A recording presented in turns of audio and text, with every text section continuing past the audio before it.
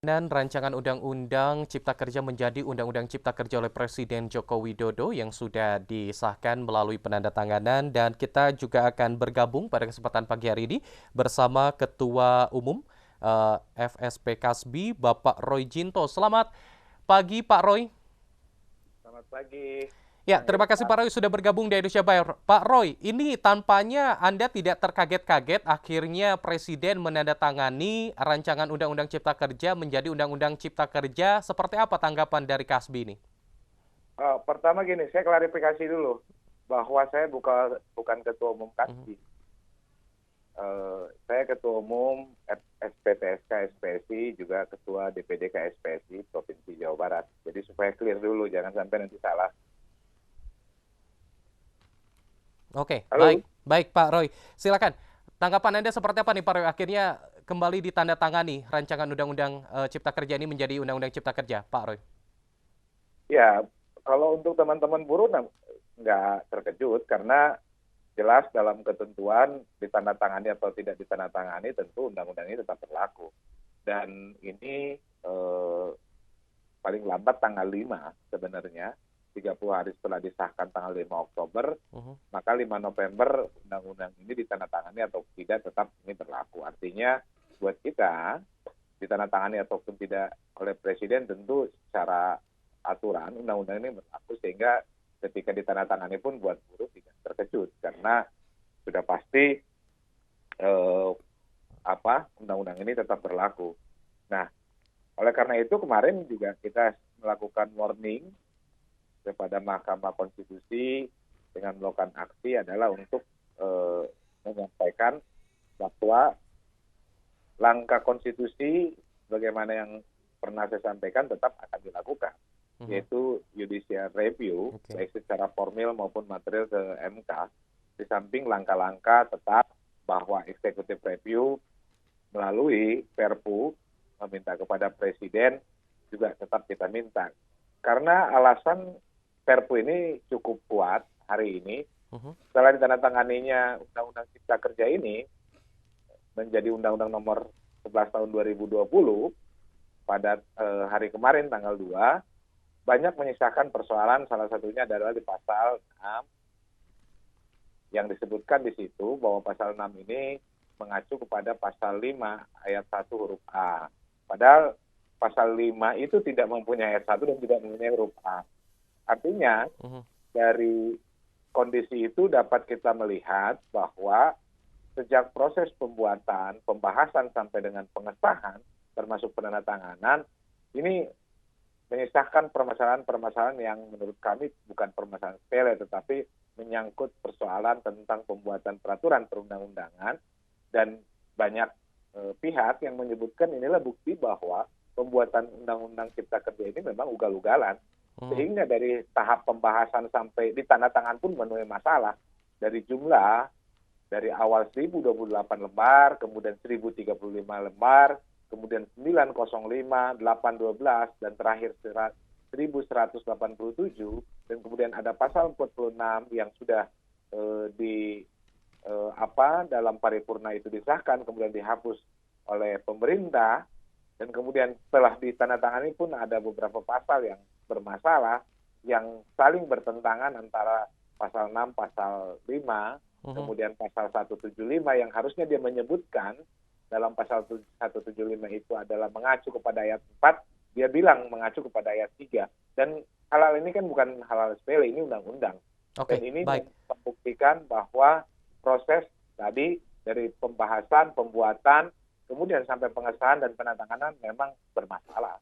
Baik, Pak Roy, judicial review akan dilakukan tentunya oleh rekan-rekan buruh. Ini sejauh mana judicial review ini akan diajukan? Apakah keseluruhan dari undang-undang ini ataupun hanya bagian-bagian tertentu saja yang dirasa memang dinilai janggal, Pak Roy?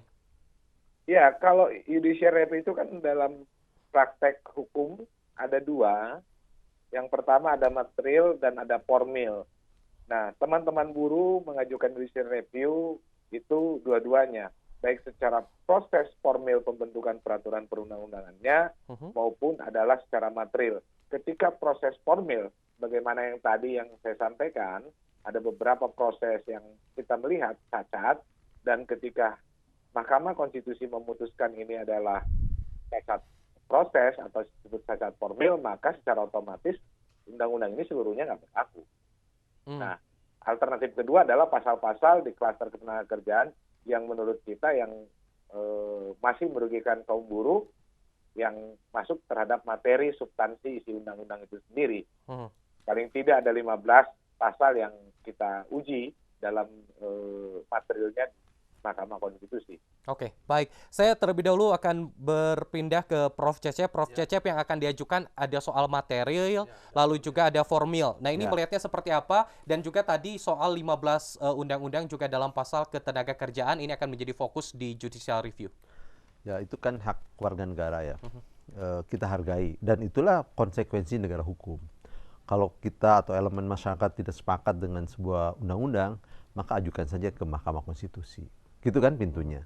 Nah, sekarang yang diajukan oleh tadi rekan kita itu ada dua pintu yang bisa dilalui, yaitu uji formilnya dan uji materialnya. Ya, uji formil kaitan dengan prosedur-prosedur. Ya, nanti MK akan melihat apakah dalam pembentukan undang-undang ini ada tahapan-tahapan yang kemudian tidak sesuai dengan peraturan perundang-undangan, ya, khususnya di menurut Undang-Undang Nomor 12 Tahun 2011, ya. Nah, yang kedua dari sisi materi tadi sebut, misalnya yang diajukan berapa? 15 pasal, ya. Nanti MK akan melihat sejauh mana pasal-pasal ini kaitan dengan Undang-Undang Dasar. Karena kan MK menguji materinya itu antara undang-undang dengan Undang-Undang Dasar, ya, dengan konstitusi kita. Apakah bertentangan atau tidak? MK akan membuat opini-opini ya, atau pandangan-pandangan, putusan-putusan yang berkaitan dengan itu yang menyatakan bahwa itu bisa bertentangan atau tidak bertentangan. Tinggal itu yang dilakukan, dan putusan MK itu final, ya, gitu, final, tidak bisa lagi diajukan gugatan atau banding, ya. Oke, jadi ini adalah langkah terakhir untuk rekan-rekan, terutama juga rekan-rekan buruh, untuk betul-betul mengupayakan hak-haknya ataupun juga tadi keinginan-keinginannya melalui judicial review ini, dan MK dirasa menjadi tempat cuci piringnya undang-undang ini, Prof. Ya, mungkin bahasa halusnya bukan cuci piring, tapi pengawal konstitusi. Ya, jadi apakah undang-undang ini punya ruh konstitusi atau tidak? Apakah undang-undang ini bertentangan tidak dengan nilai-nilai konstitusi kita, ya, konstitusionalisme itu. Nah, makanya MK itu, ya, kita berharap MK punya integrasi yang luar biasa gitu ya, untuk memutus ini untuk bangsa dan negara, bukan untuk golongan. MK itu untuk bangsa dan negara, dia mengawal konstitusi. Jadi saya sih berharap ya rekan-rekan yang melakukan gugatan siapkan tim yang hebat di situ, ya. Perdebatan atau dialog intelektual itu ya sajikan di MK gitu. Ya, saya kira ini juga bagian dari pendidikan politik bagi rakyat, bagi masyarakat, bagi DPR, bagi pemerintah. Kenapa? Pemerintah dan DPR jangan sembarangan bikin undang-undang, misalnya. Itu poinnya. Yang kedua juga, masyarakat kalau gugat jangan asal gugat, ya. Harus punya argumentasi yang kuat, ya, bagaimana ini sebuah undang-undang diadu hadapkan dengan undang-undang dasar.